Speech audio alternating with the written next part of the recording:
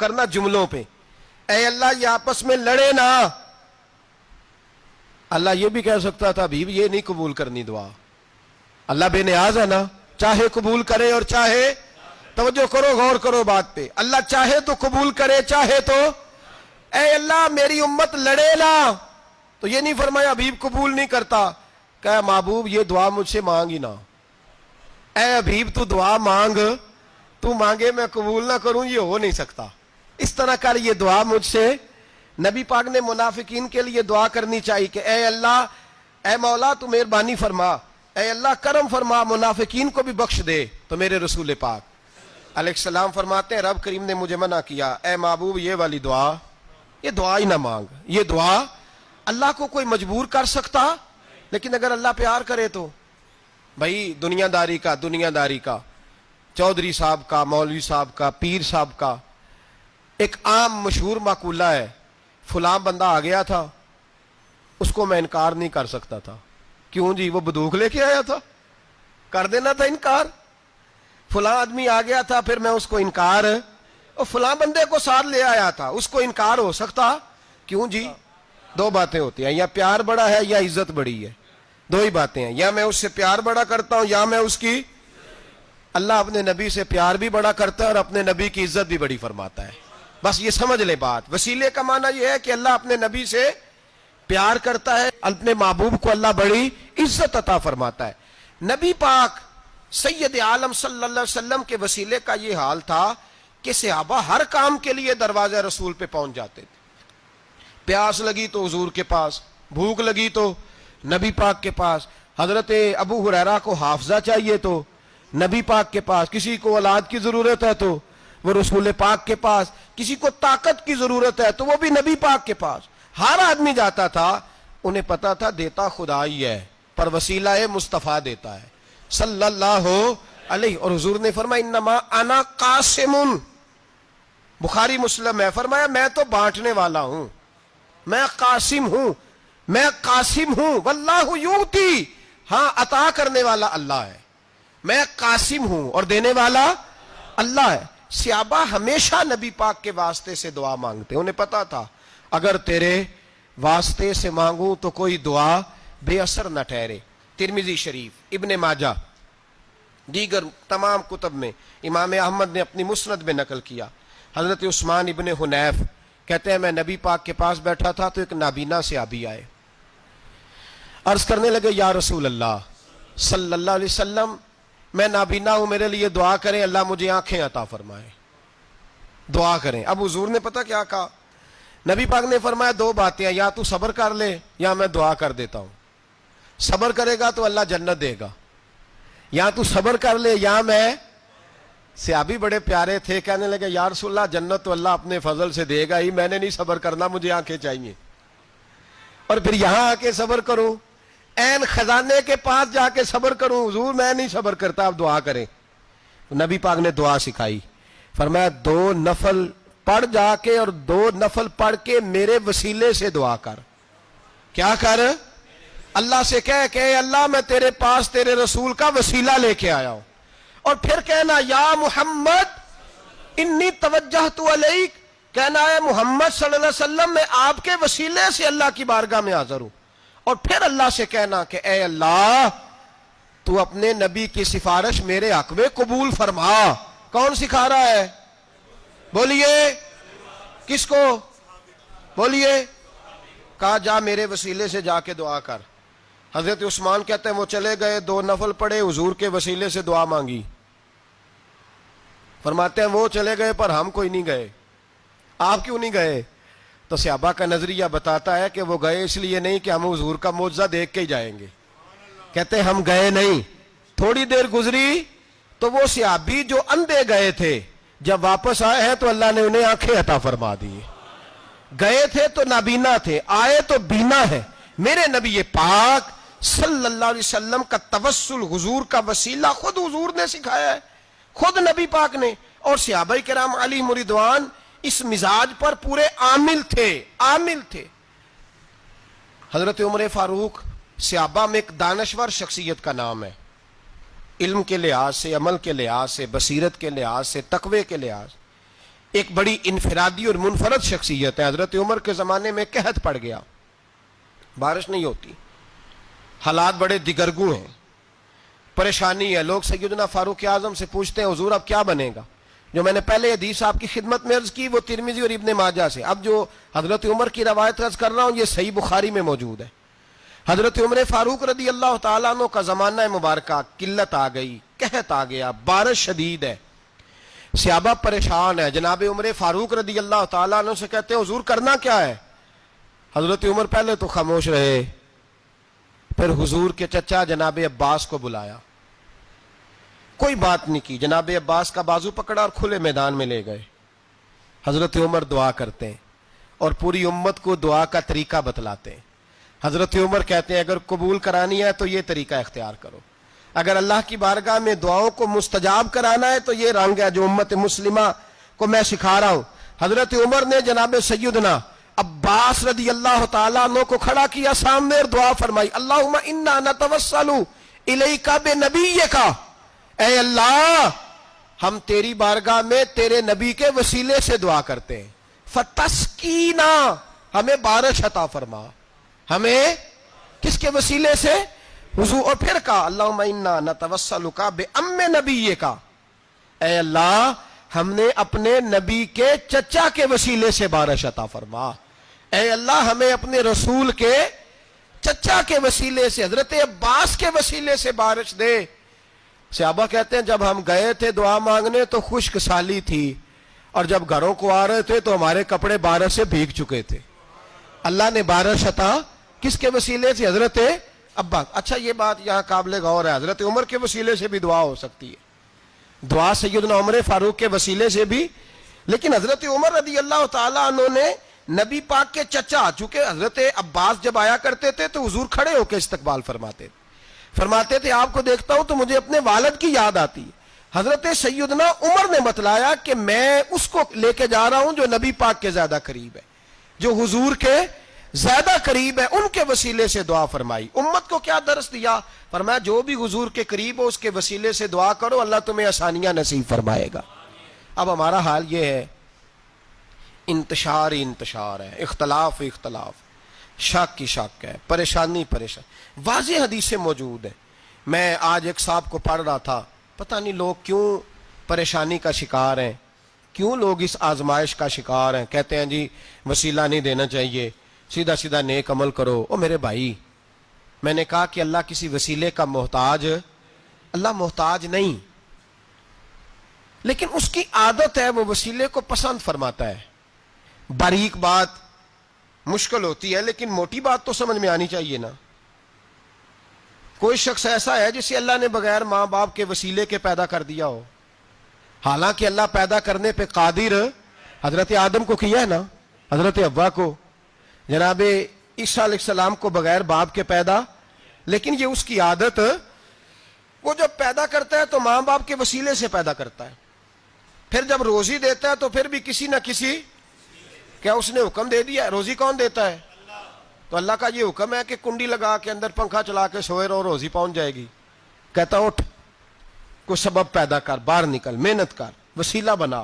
جو آدمی کہتا ہے جی میں کپڑے سی بھی خود لیتا ہوں, استری بھی کر لیتا ہوں, دھو بھی لیتا ہوں, اس سے سوال یہ ہے کہ بنا بھی لیتے ہو.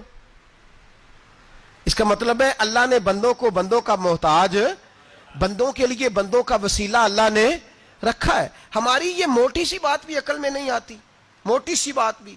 کہتا ہے جی نہیں ڈائریکٹ, او خدا کے بندے تھوڑا غور کر, دیتا اللہ ہی ہے اور دے گا بھی اللہ ہی, لیکن جو ذرائع, جو وسیلے, جو سبب اللہ نے ہمارے لیے مقرر کیے ہیں, ہم اس سبب کا انکار کر سکتے؟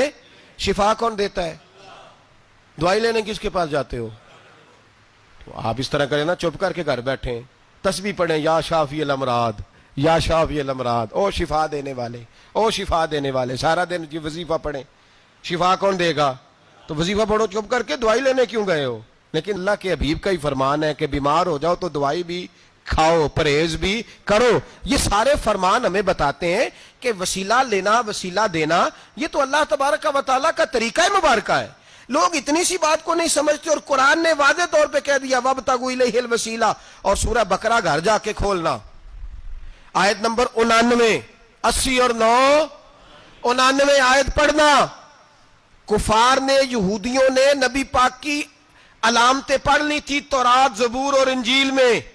اللہ کا قرآن کہتا ہے وَكَانُوا مِن قَبْلُ يَسْتَفْتِحُونَ عَلَى الَّذِينَ كَفَرُوا. فرمایا جب میرے نبی نہیں آئے تھے تو یہ یہودی میرے رسول کے وسیلے سے اللہ سے فتح مانگا کرتے تھے، اور جب یہ رسول کا وسیلہ دیتے تھے تو اللہ انہیں فتح عطا فرماتا تھا. امام حاکم نے مستدرک میں لکھا ہے، اور امام حاکم انہی شرطوں پر حدیثیں بیان کرتے ہیں جن شرطوں پر امام بخاری اور مسلم بیان کرتے ہیں. امام حاکم کہتے ہیں کہ نبی پاک صلی اللہ تعالی علیہ وآلہ وسلم کے وسیلے سے ہر چیز اللہ عطا کرتا ہے. جناب آدم علیہ السلام زمین پہ تشریف لائے تو 300 سال نگاہ اٹھا کے آسمان کی طرف نہیں دیکھا، شرم آتی ہے مجھ سے غلطی ہو گئی، اور پھر روتے رہے 300 سال. پھر اللہ فرماتے فَتَلَقَّى آدَمُ مِن رَبِّهِ کلمات. پھر اللہ نے جناب آدم کو کچھ کلمے سکھائے جس کی برکت سے توبہ قبول کی. وہ کلمے کیا تھے؟ امام حاکم فرماتے ہیں وہ کلمے یہ تھے کہ جناب آدم کے دل میں اللہ نے ایک دن بات ڈالی، خود بات ڈالی اللہ نے دل میں.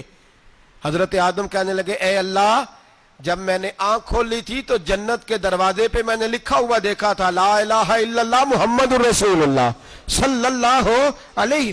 جنت کے ہر پتے پر، درخت پر میں نے لکھا دیکھا تھا لا الہ الا اللہ محمد الرسول اللہ. تو جناب آدم کہنے لگے اے اللہ، وہ جو رسول جن کا نام تو نے جگہ جگہ لکھا ہے ان کے وسیلے سے ہی میری توبہ قبول فرما. تو رب کریم نے فرمایا اچھا حبیب کی بات کرتے ہو، چلو آدم فتاب علیہ انہ هو التواب الرحیم. جا میں نے تیری توبہ قبول کی، میں ہوئی بڑا مہربان، میں ہوئی بڑی توبہ قبول کرنے والا. شیخ سعدی فرمایا کرتے تھے اگر تیرے باپ کی توبہ، جناب آدم کی توبہ مصطفیٰ کے وسیلے سے قبول ہوتی ہے، تو کیوں انکاری ہو گیا ہے؟ تو کیوں انکاری ہو گیا؟ کیوں نہیں حضور کا وسیلہ مانگتا؟ میرے نبی پاک سید عالم صلی اللہ تعالی علیہ. لوگ بڑی ڈھٹائی سے انکار کرتے ہیں، بڑی دلیری سے انکار کرتے ہیں. اور خدا کے بندو، یہ وسیلہ تو بڑا ضروری ہے، یہ وسیلہ تو بڑا قیمتی ہے. میرے نبی پاک صلی اللہ تعالی علیہ وآلہ وسلم نے خود یہ وسیلہ سکھایا. صحابہ اس کے قائل تھے. حضرت عائشہ صدیقہ کے پاس لوگ آئے، آ کے عرض کیا اے اماں جی بارش نہیں ہوتی، قحط پڑ گیا ہے. اس بات کو نا ذرا دل کی گہرائیوں سے سننا. مسجد نبوی ہے، مسجد نبوی کے ساتھ ادھر دیکھیے گا ذرا، یہ مسجد ہے، مسجد کے ساتھ حضور کی قبر ہے، ساتھ حضرت عائشہ کا حجرہ ہے. پہلے حضرت عائشہ، پھر حضور کا روزہ، پھر آگے بولتے جائیے آگے کیا ہے. چاہیے تھا نا سیدھے مسجد جاتے. حضرت عائشہ کے پاس آئے، توجہ کرنا میری بات. کہا اماں جی بارش نہیں ہوتی، کیا کریں؟ اماں جی نے مسجد نہیں بھیجا، کہنے لگی اس طرح کرو حضور کے دروازے پہ جاؤ اور جا کے نا نبی پاک جہاں دفن ہے وہاں تھوڑی سی نا جو حضور کے سر والی جگہ ہے نا قبر پہ، وہ چھت تھوڑی سی کھول دو، چھت کھول دو. صحابہ کہتے ہم گئے جہاں حضور کی قبر انور تھی، حضور آرام فرماتے، سرانے والی سائڈ سے تھوڑی سی چھت کھولی، ابھی کھولی تھی اللہ نے فوراً بارش عطا فرما دی. فوراً کہتے ہیں جب بارش ہوئی تو ہم مسجد میں شکرانے کے نفل پڑھنے چلے گئے حضرت عائشہ کے وسیلے پہ، روضہ رسول پہ. اور روضہ رسول کے وسیلے سے اللہ کی یہ طریقہ تو ہمیں صحابہ سکھا رہے ہیں. با خدا خدا کا یہی ہے در، نہیں اور کوئی مفر مکر، جو وہاں سے ہو یہیں آ کے ہو، جو یہاں نہیں تو وہاں نہیں. صحابہ تو دروازہ رسول پہ جا رہے ہیں، ایک بار نہیں بار بار جا رہے ہیں. تو اکڑ کے پھر رہا ہے، اکڑ کے پھر رہا ہے. بڑی ضروری ہے یہ بات کرنی، بڑی ضروری، اور یہ بات آپ کے لیے سیکھنی. ذرا غور کریں، شیطان کی غلطی کیا ہے پتہ ہے آپ کو؟ اللہ کو نہیں مانتا تھا. شیطان کی غلطی کیا تھی؟ بولے کس کو ہے؟ لا الہ الا اللہ کو نہیں مانتا تھا، اللہ کو نہیں مانتا تھا. نہیں تو پتہ ہی نہیں نا اس گل کا. اور میں تمہیں اگر پوچھا نا اج دی خبر کی یہ تازی، تو تمہیں پتہ ہے. اور بھائی اس کو بھی سمجھیں، یہ عقیدہ ہے، یہ ایمان ہے، میری منت ہے، اس کو سمجھ لو، یہ کام آئے گا. آپ یہاں عجیب رٹا ہے، یہاں لوگ معاذ اللہ تبارک و تعالی اللہ کا نام لے کے در رسول سے دور کر رہے ہیں. بہت بڑا دھوکہ ہے، بہت بڑی زیادتی ہے، امت کے دلوں پر خنجر چلتا ہے.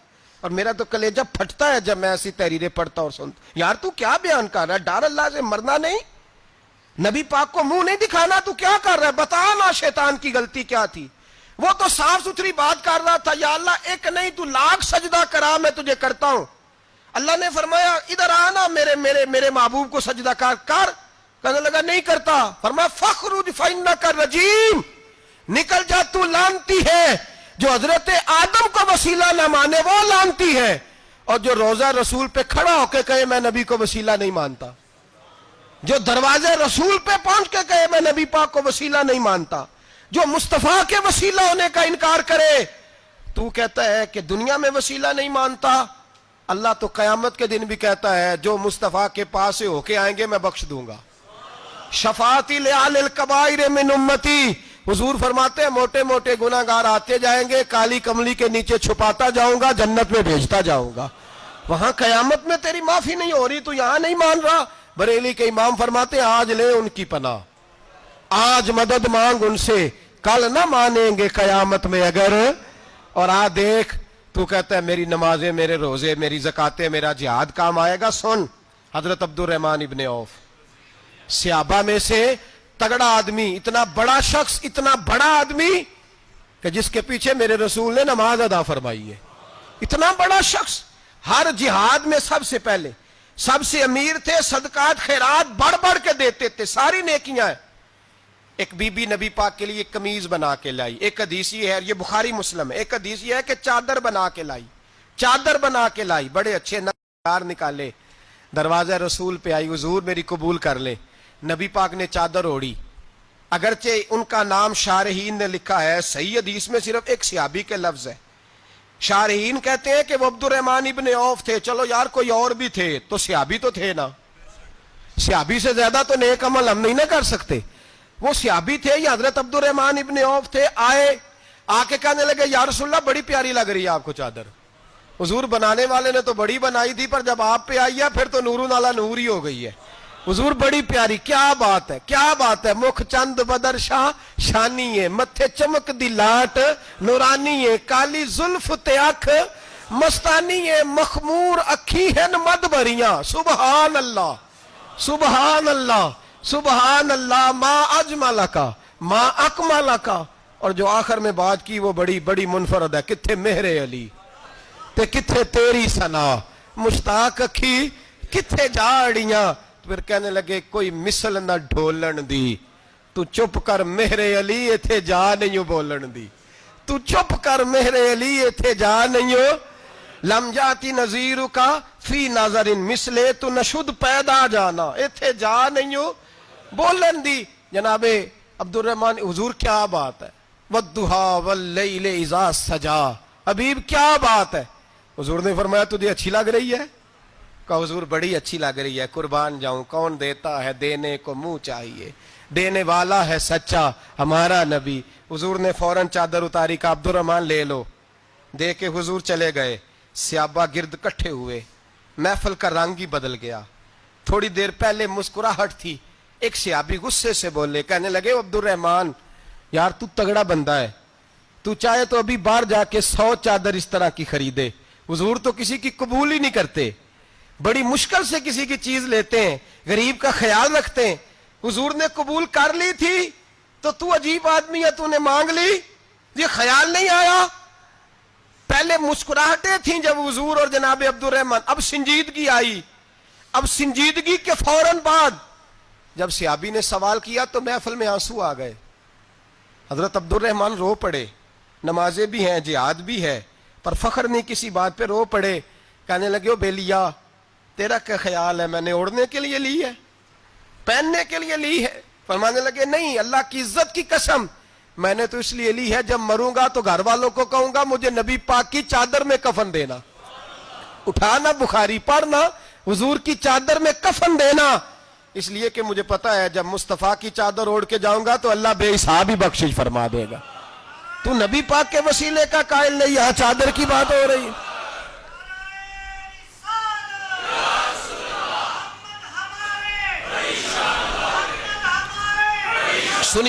سنیے اور غور کیجئے. حضرت مولا علی شیر خدا, رضی اللہ, ان کی اماں نے نا حضور سے بڑا پیار کیا. حضرت ابو طالب کے گھر میں نبی پاک نے پرورش پائی. ان کی والدہ حضرت علی کی والدہ جناب فاطمہ بنت اسد حضور سے بڑا پیار کرتی. صحابہ کہتے ہیں اس دن حضور بڑا روئے جس دن حضرت فاطمہ نے مدینے میں انتقال فرمایا. فاطمہ بنت اسد جناب علی کی والدہ فرماتے ہیں جب خبر ملی کہ حضرت علی کی والدہ وصال کر گئی تو حضور رونے لگے. فرمایا وہ علی کی نہیں, وہ تو میری ماں تھی, میری اماں تھی. امام ابو نعیم نے لکھا ہے, کہتے ہیں حضور نے فرمایا جب میری اماں کو غسل دینے لگو نا, کفن پہنانے سے پہلے مجھ سے پوچھ لینا. صحابہ کہتے ہیں کفن دینے سے پہلے عورتیں آئیں, حضور کیا کرنا ہے؟ نبی پاک اندر گئے, جو قمیض پہنی ہوئی تھی وہ اتار کے دی.